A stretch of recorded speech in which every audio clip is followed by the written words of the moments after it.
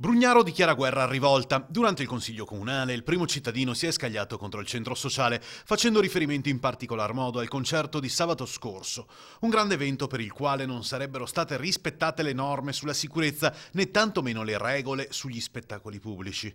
Il sindaco ha ribadito che nessuno dell'amministrazione aveva dato l'assenso per l'organizzazione dell'evento da 5.000 persone, rivolgendosi direttamente al pubblico, tra il quale aveva individuato alcuni degli esponenti del Rivolta. Il primo cittadino ha detto che le regole devono essere rispettate. Brugnaro ha consegnato tutte le carte in procura.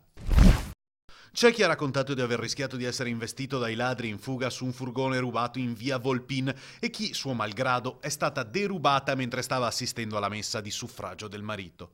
Quest'ultimo raid in un'abitazione di via Caltana. Furti continui, ormai all'ordine del giorno. La frazione di Caselle di Santa Maria di Sala risponde con la cooperazione alle incursioni dei malviventi. Anche qui, infatti, sta prendendo piede il modello del controllo di vicinato attraverso cui i residenti si aiutano l'un l'altro, segnalando, tramite i social network o WhatsApp, anomalie o eventuali intrusi.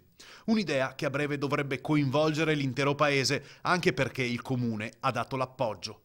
Il prossimo 21 marzo è prevista una prima riunione generale, poi si parte con l'operatività.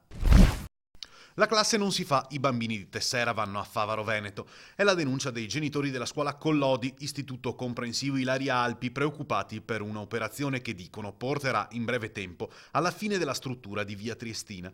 Il problema è lo scarso numero degli iscritti previsti per il prossimo anno scolastico, troppo basso per giustificare l'attivazione della nuova classe del primo anno. Le famiglie attaccano l'istituto e chiedono chiarimenti.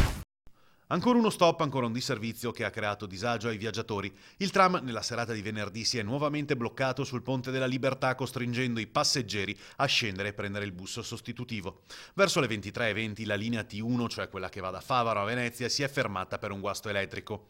Le persone a bordo hanno dovuto attendere qualche minuto per salire su un bus che stava sopraggiungendo e dopo qualche verifica tecnica il conducente ha portato il mezzo al capolinea di Piazzale Roma.